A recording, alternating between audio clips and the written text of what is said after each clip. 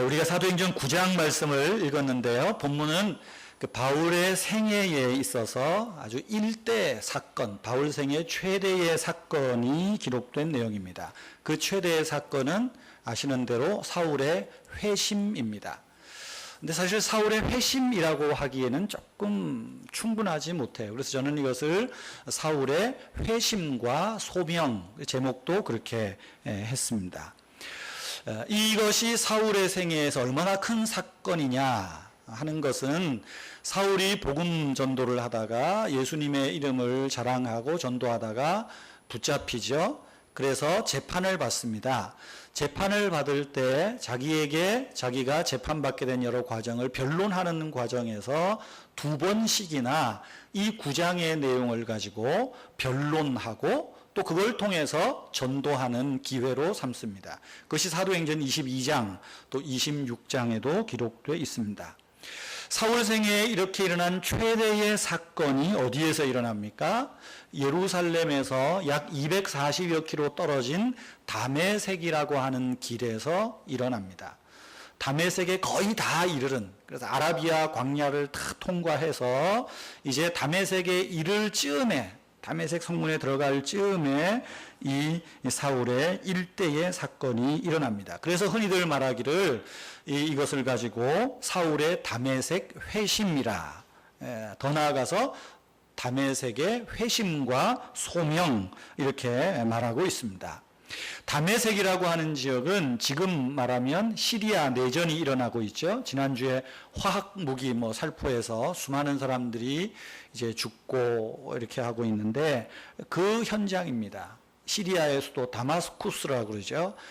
그 다마스쿠스가 다메섹입니다. 그래서 예전에 여행이 좀 될 때는 이렇게 성지라고 해서 여행 다니신 분들의 얘기를 들으면 이 다메섹에 다마스쿠스에 가면 바울이 그 회심했을 곳이 지역으로 추정되는 그 장소에 아주 아름다운 교회가, 중세 교회가 있답니다. 그래서 바울의 회심교회 이렇게 이름을 붙여서 있다 그래. 아주 교회가 아름답다 그럽니다. 물론 지금은 들어갈 수가 없죠. 가보고 싶지만 갈 수가 없는 바로 그런 곳입니다. 여러분, 이 사울의, 우리가 사울이라고도 하고 바울이라고도 하고, 그것은 이제 13장 이후에서 바울로 나오는데요. 이 사울의 체험이 여러분 무엇을 의미할까요? 사울의 회심 혹은 다메섹의 회심이라고 할 때 이 본질이 무엇이겠느냐 하는 것입니다. 사울이 해보다 더 밝은 빛을 보고 하늘로부터 들려오는 음성을 듣고 눈이 멀었다가 떠지는 이런 초자연적인 체험이 있어야 회심했다 말할 수 있을까요? 간혹 오늘날 우리 주변의 교회에서도 보면 어떤 분들이 우리가 구원받았냐, 영적으로 거듭났느냐, 회심했느냐, 회심의 체험을 강조하는 분들이 있습니다. 초자연적인 체험이 반드시 수반되어야 된다는 거예요. 바울처럼 그야말로 큰 병에 걸렸다가 낫든지 큰 빛을 봤든지 환상을 보았든지 아니면 방언을 하든지 이런 체험이 있어야 회심의 증거라 이렇게도 말하는 분들이 있습니다. 그러나 이것은 대단히 위험하고 더 나아가서 잘못된 신앙입니다. 다음 주일에 좀 이 부분을 조금 더 살펴보도록 할 거고요. 오늘은 정말 우리가 이 회심, 사울의 회심을 통하여 오늘 우리가 이야기하는 회심, 그리스도인의 어떤 영적 체험, 이 본질이 무엇인가 하는 것입니다. 여러분, 사울을 통해서 우리가 얻을 수 있는 회심의 본질이 무엇일까요? 첫째는 예수님과의 만남이 회심의 시작입니다. 회심의 본질은 예수님과의 만남입니다. 여러분, 사울이 어떤 사람이었나요? 사울에게서 예수님은 어찌 보면 유대교의 이단아였을 것입니다. 오히려 유대 사회의 질서를 어지럽히는 사람으로 생각했을 것입니다. 그렇기 때문에 사울은 예수님의 이름을 믿는 사람들, 예수의 도를 따르는 사람들, 예수를 믿노라 하는 사람들을 박해했습니다. 8장에서도 본 대로 이 사울은 스데반이 죽임을 당할 때 그것을 마땅히 여겼던 사람입니다. 사도행전 22장에 보면 스데반이 죽임을 당할 때 내가 가편 투표를 냈다. 스데반은 죽여야 된다. 공표를 했다는 거예요. 적극적으로 참여한 사람입니다. 더 나아가서 8장에서 어떻게 말하죠? 그는 교회를 잔멸했다 그래요. 잔멸이라는 말, 멧돼지가 밭을 막 어지럽게 짓밟고 다니는 거예요. 그 표현은 뭡니까? 예수 믿기 전에, 예수님을 만나기 전에 사울은 멧돼지 같은 존재라는 거예요. 교회를 잔멸하고, 그것뿐인가요? 예수를 믿는 남녀를 잡아다가 옥에 가두는 일에 누구보다도 앞장섰던 사람입니다.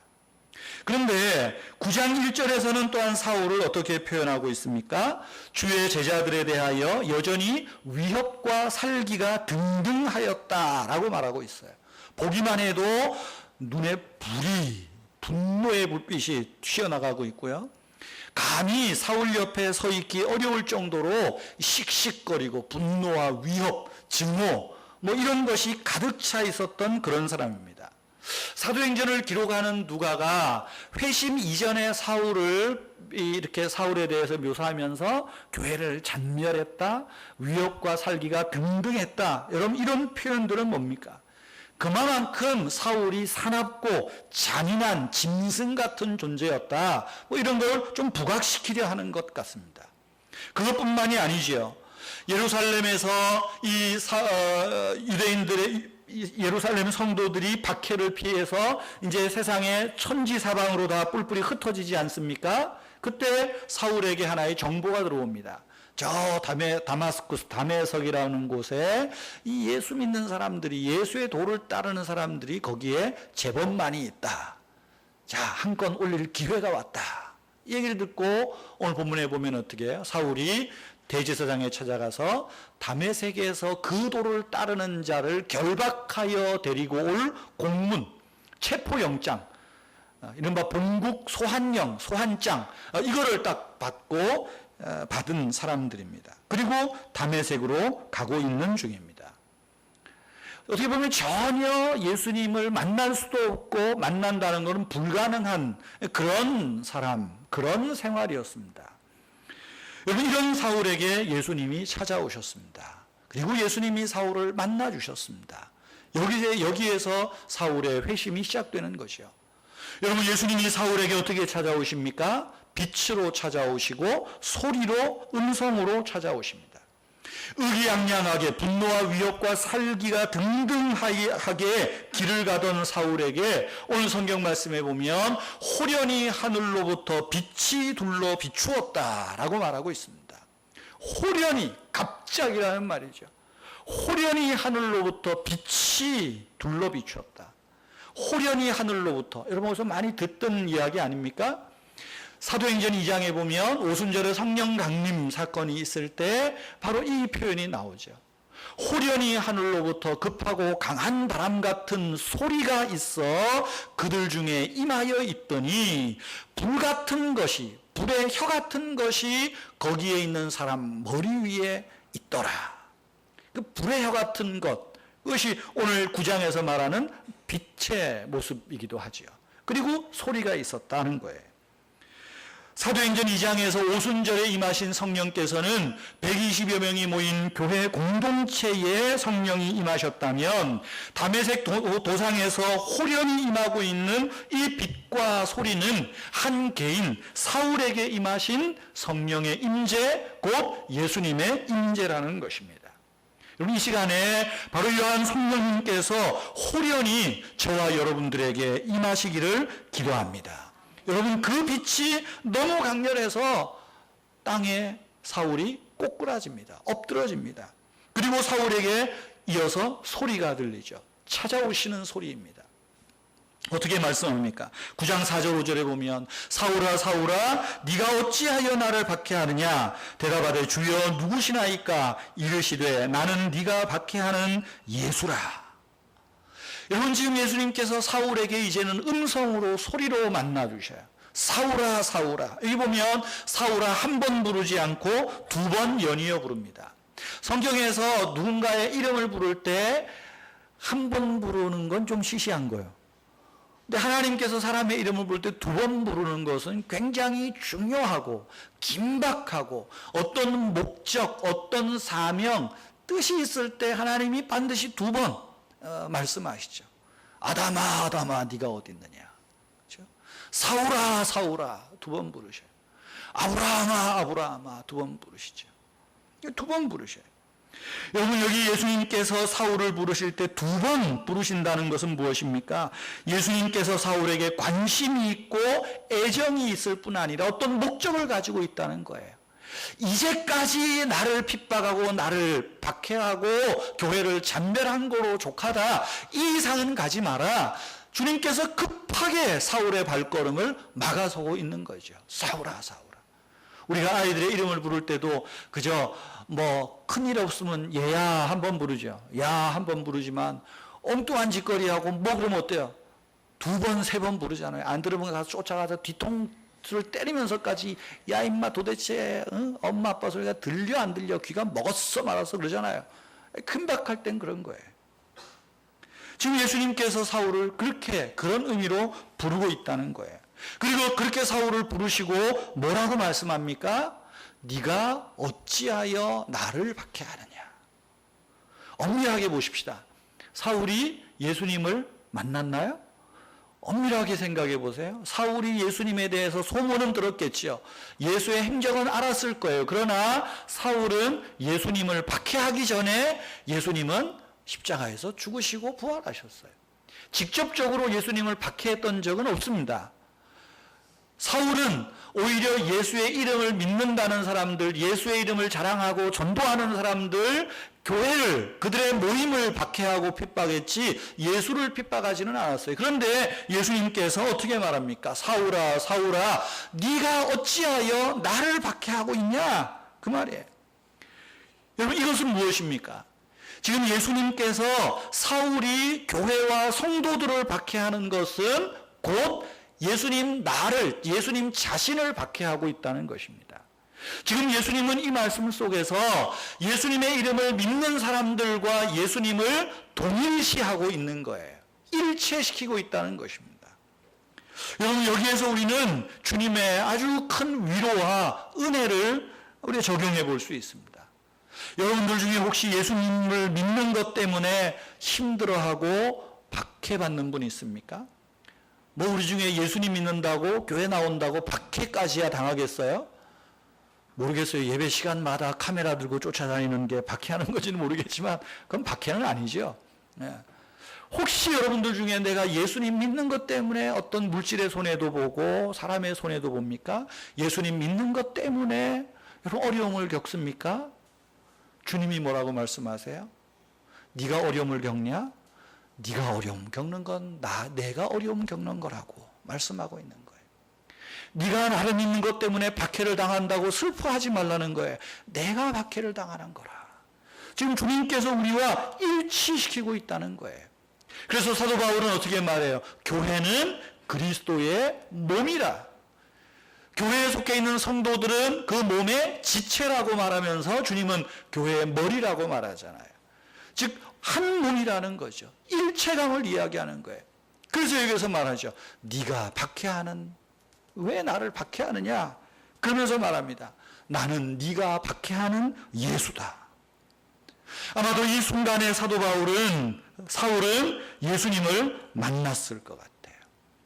이미 빛으로 오시고 소리로 오시는 그 예수님, 네가 박해하는 예수라. 아마도 이 음성 앞에 사울은 무너지지 않을 수 없었을 것입니다.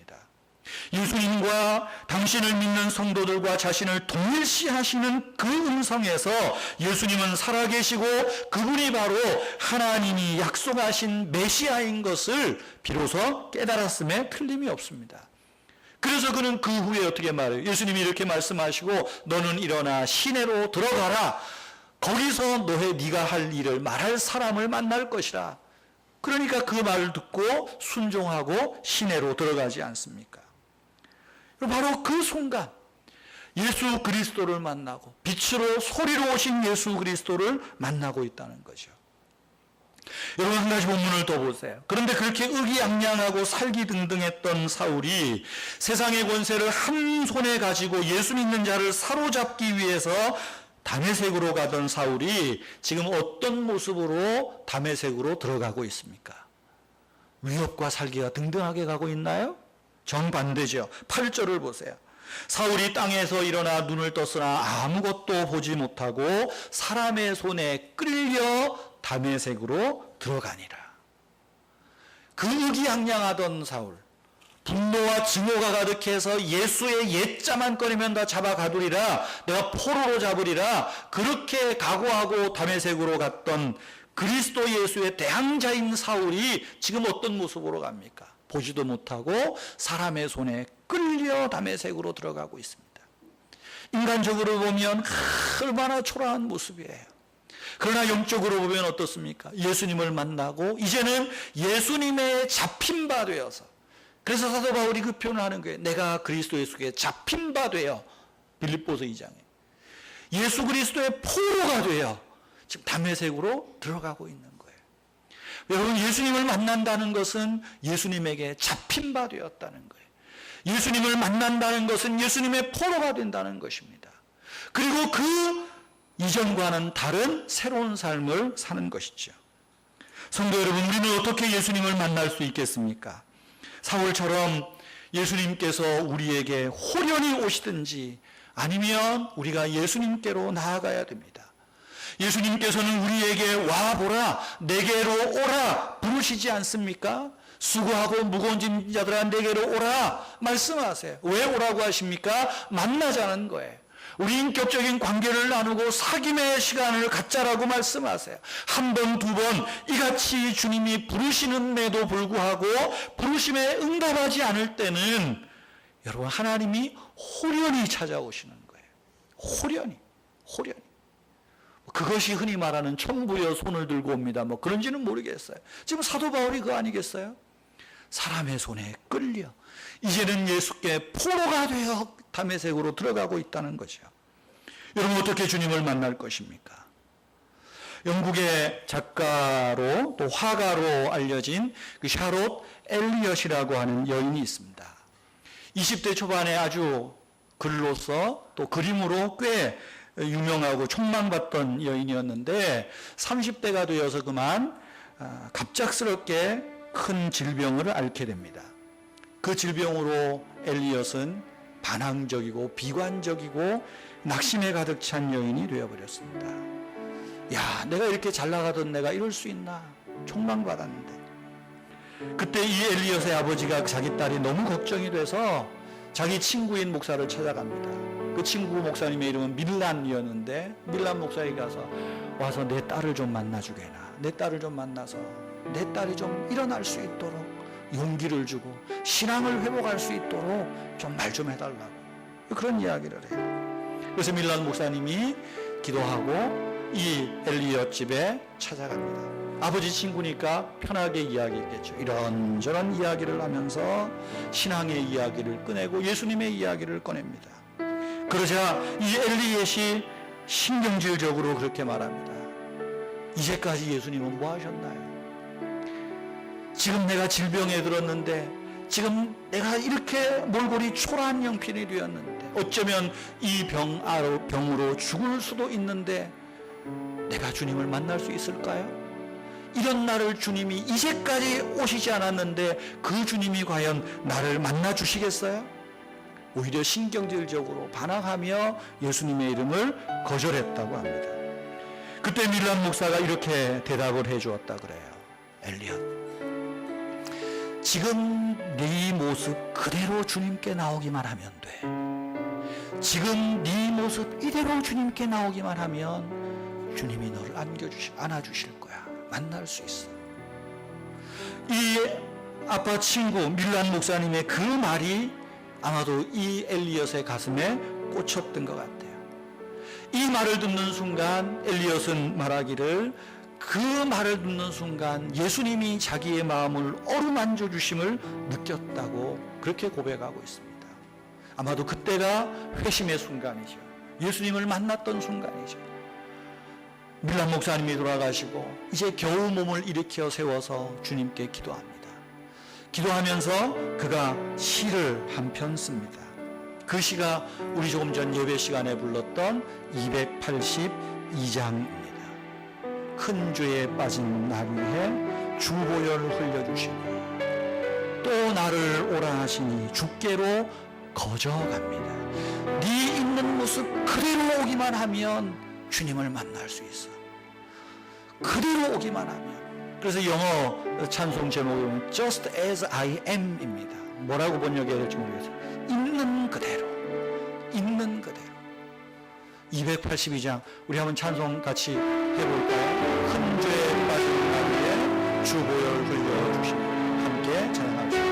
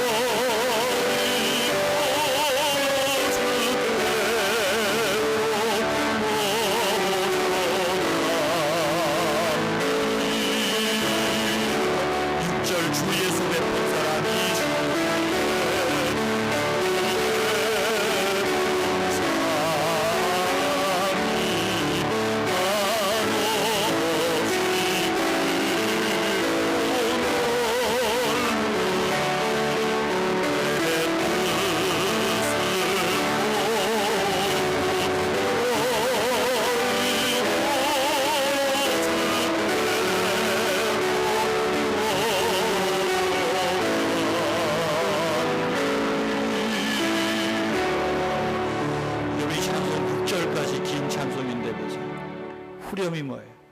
주께로 거저갑니다. 주께로 거저갑니다. 여러분, 이 사울 멧돼지와 같고, 그죠?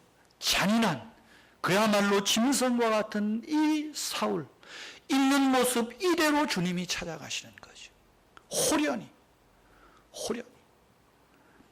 우리를 역시 마찬가지입니다. 여러분 지금 어떤 모습으로 있습니까? 실패했습니까? 실패한 모습 그대로 주님을 만나시기를 바랍니다. 성공하셨습니까? 성공한 모습 그대로 주님께 나오시기를 바랍니다. 근심이 있습니까? 낙심이 있습니까? 어려움이 있습니까? 바로 그때가 있는 그대로의 모습으로 주님을 만날 때입니다. 바로 주님께서 그 사울을 만나주신 거예요. 야수와 같은 사울, 짐승과 같은 사울, 교회를 잔멸하는 그 사울을 지금 주님이 만나시는 거죠.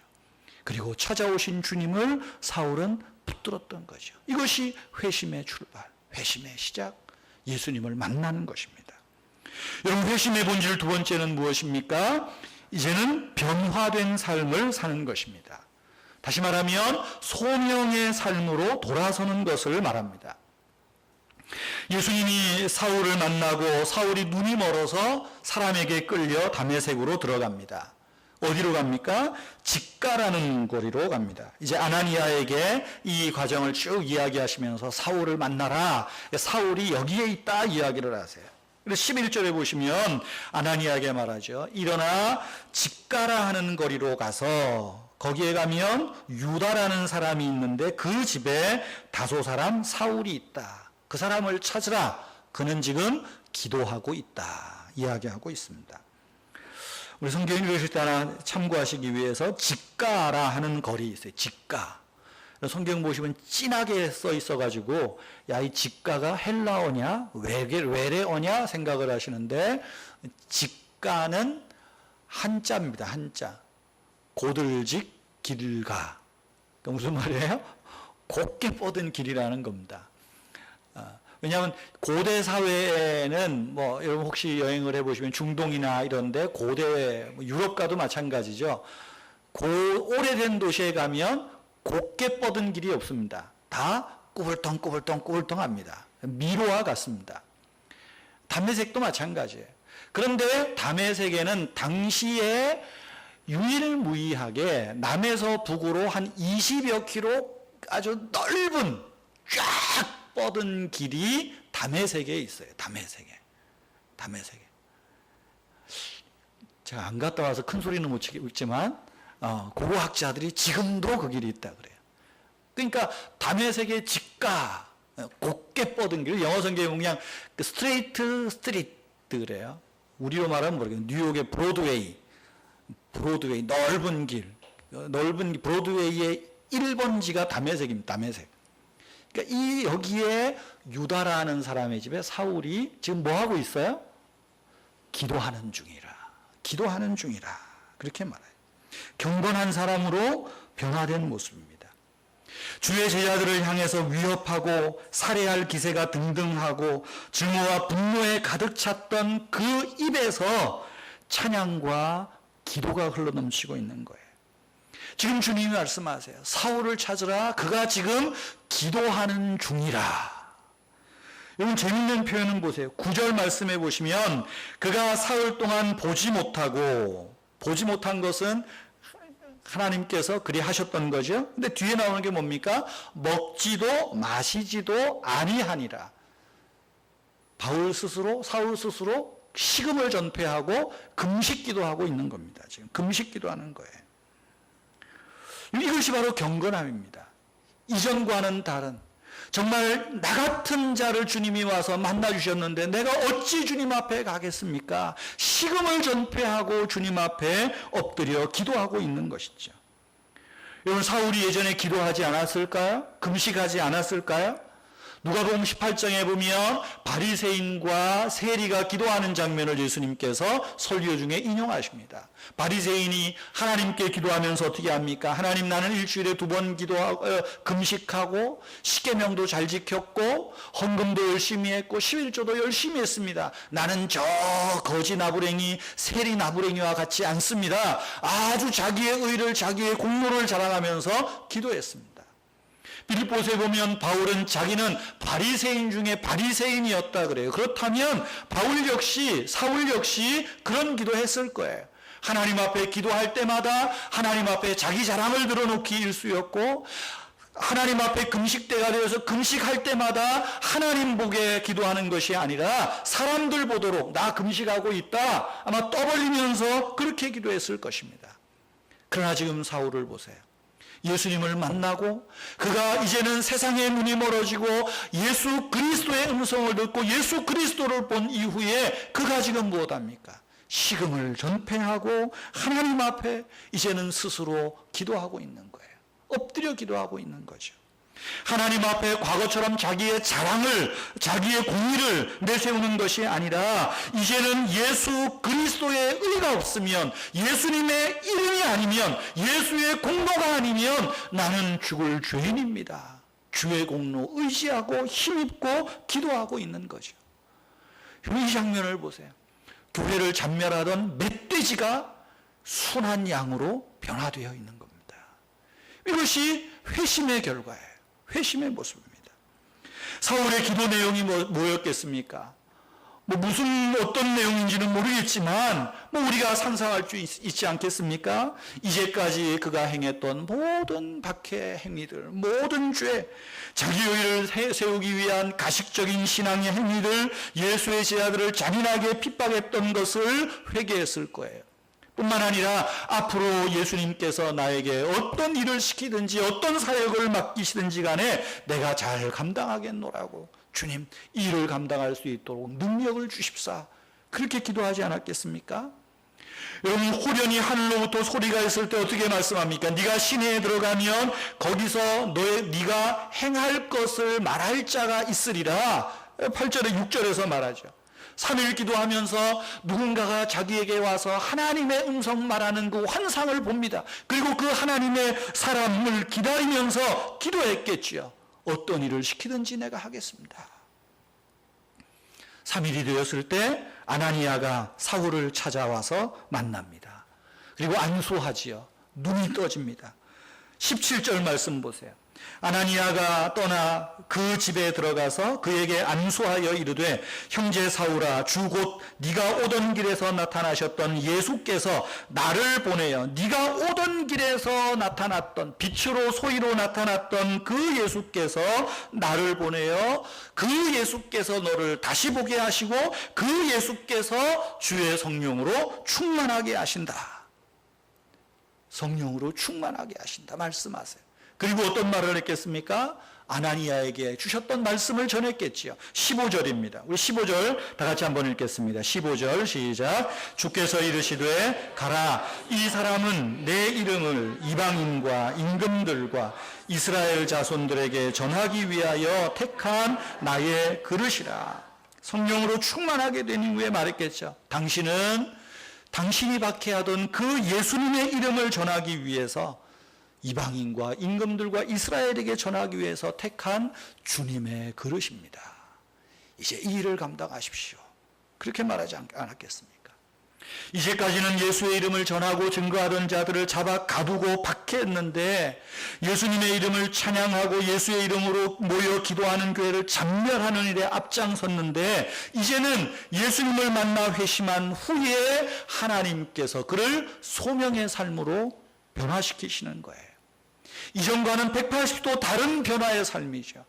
너는 내 이름을 전하기 위하여 택한 나의 그릇이라. 여러분 보세요. 지금 그가 예수님을 만난 이후에 어떤 변화의 삶입니까? 하나는 그가 하나님 앞에 비로소 기도하기 시작했다는 거예요. 하나님의 음성을 듣기 위해 기도하기 시작했다는 거예요. 두 번째 변화는 무엇입니까? 이제는 180도 이전과는 다른 주님이 택한 그릇이라. 이제는 네가 네 잘난 맛에 살았지만 내가 너를 잘나게 하겠다고. 너는 나의 택한 그릇이라 말하고 있습니다. 성도 여러분, 저와 여러분은 누구입니까? 어떤 사람입니까? 여러분 예수님을 만나셨습니까? 예수님을 만나시기를 주님의 이름으로 축복합니다. 저와 여러분들 역시 주님이 택하신 주님의 그릇인 것을 믿으시기를 바랍니다. 너는 내가 택한 나의 그릇이라. 아마 사도 바울은 이 음성을 평생 잊지 못했을 것 같습니다. 고린도후서 4장 7절에 보면 사도 바울이 그렇게 말하죠. 이 예수의 보배를 질그릇에 가졌다. 이 보배를 질그릇에 가신 것은 예수의 생명이 내 육체에서 나타나고 예수의 생명이 죽을 육체에서 나타내게 하시기 위해서 이 보배가 내 안에 들어오셨다. 고린도서 4장 7절에서 고백하고 있는 거예요. 여러분, 저와 여러분을 주님께서 사울만이 아니라 저와 여러분들도 주님이 만나주시고 우리의 택한 그릇이라고, 주님의 택한 그릇이라고 말씀하고 있는 거예요. 여러분, 질그릇같이 우리는 연약합니다. 볼품 없습니다. 그러나 볼품 없는 그릇이어도 그 안에 무엇을 담고 있느냐, 그 담긴 것 때문에 값어치가 달라지고 가치가 달라지지 않습니까? 보배를 담은 그릇이 저와 여러분입니다. 예수의 생명, 예수의 보배를 담은 그릇이 저와 여러분들인 것을 믿으시기를 바랍니다. 그렇다면 여러분, 우리가 자랑할 것은 나의 질그릇이 아니죠. 무엇을 자랑합니까? 내 안에 담긴 이 보배를 자랑하는 것 아니겠어요? 나는 연약하지만 내 안에 있는 이 보배로 인하여 나는 강할 수 있는 것 아니겠습니까? 그래서 찬송가 67장에도 보면 질그릇같이 연약한 인생 주 의지하여 늘 강건하리, 이 찬양 가사가 있죠. 4절에 숨어 있어서 잘 모를 겁니다. 질그릇같이 연약한 인생 주 의지하여 늘 강건하리. 왜? 나는 질그릇이지만 내 안에 누구보다도 강하신 예수 그리스도가 있기 때문인 것이죠. 사랑하는 성도 여러분, 회심은 예수님을 만나는 것입니다. 회심은 예수님을 만난 것에 머물지 않고 이제는 기도의 자리에서 더 깊은 주님과 사귐으로 변화되는 바로 그것이 회심입니다. 주님을 만날 뿐만 아니라 이제까지는 나를 위하여 내 의를 위하여 살았다면 이제는 주님을 위하여 주의 이름을 자랑하고 주의 이름을 전하기 위하여 택함받은 주님의 그릇이라는 소명의 확인, 여러분 이것이 회심의 시작이라는 것입니다. 사랑하는 성도 여러분, 어떤 나라에 태어났느냐, 그것은 그 사람의 조국을 결정하지 않습니까? 누구를 배우자로 만나느냐, 그 가정이 결정됩니다. 누구를 만나느냐로 그 사람의 인생이 결정됩니다. 잠언에 그러죠. 사람은 그 친구로 인하여 얼굴이 빛나느니라. 사람을 잘 만나야 돼요. 뿐만 아닙니다. 어떤 신을 만나느냐, 이것이 그 영혼을 결정합니다. 특별히 예수 그리스도를 만나느냐, 예수 그리스도를 만나지 못하느냐가 그 사람의 영혼과 인생의 분기점이 된다는 거죠. 여러분, 주님은 사울을 찾아 만나셨듯이 오늘 우리에게도 만나자 하십니다. 있는 모습 그대로 주님께 나오십시오. 여러분의 심령을 두드리시는 그 주님 앞에 여러분의 문빗장을 열고 주님을 맞아들이십시오. 주님을 만나십시오. 그리고 이제는 주님께 기도하십시오. 그리고 주님 앞에 더 깊은 관계로, 더 깊은 주님의 사귐의 자리로 나아가시기를 바랍니다. 이것이 경건의 삶을 유지하는 것입니다. 그것이 전부가 아닙니다. 이제는 우리에게 주신 소명을 기억하십시오. 너는 나의 택한 그릇이라. 너는 나의 택한 그릇이라. 여러분, 예수의 이름을 자랑하는 거죠. 내 안에 담겨있는 예수의 보배를 증거하는 것, 이것이 소명의 삶입니다. 사울이 예수님을 만나 변화되지 않았습니까? 위협과 살기가 등등했던 자가 기도의 사람이 되었습니다. 예수 믿는 자를 잡으러 갔던 사람이 예수님의 포로가 되었습니다. 그러나 그것이 끝이 아니었습니다. 그가 예수의 이름을 전하자 그를 만나는 모든 사람들이 예수의 사람으로 변화되었다는 거예요. 그래서 신학자들은 그렇게 말합니다. 예수 그리스도께서 사울을 변화시켰다. 그리고 사울은 세계를 변화시켰다라고 말합니다. 여러분, 우리가 진정으로 예수님을 만나면 우리도 변화됩니다. 우리의 인격이 변화되고 우리의 성품이 변화되고 우리의 삶이 변화되고 우리의 소명이 변화됩니다. 우리가 예수님을 만나 변화된 이 가치를 깨달으면 이제 우리의 소명이 새롭게 보일 것입니다. 예수의 이름을 전하는 소명입니다. 여러분들이 어디에 있든지 간에 내가 예수 그리스도를 만나 내 삶이 변화된 그 모습으로 나아가면 우리의 가정이 변화될 것이고 우리의 직장이 변화될 것이고 내가 만나는 이웃들, 내가 만나는 그 작은 사람들에게 선한 영향력을 끼침으로 바울과 같이 복음의 세상이 아닌 이제 내가 만나는 또 하나의 작은 세상이 나로 인하여 변화될 것을 믿으시기를 바랍니다. 예수 그리스도를 붙드십시오. 예수 그리스도를 만나십시오. 주님께 기도하고 우리가 주님의 이름을 담은 보배로운 질그릇임을 기억하시고 주의 영광을 위하여 한 주간도 승리하시는 우리 모두가 되기를 바랍니다.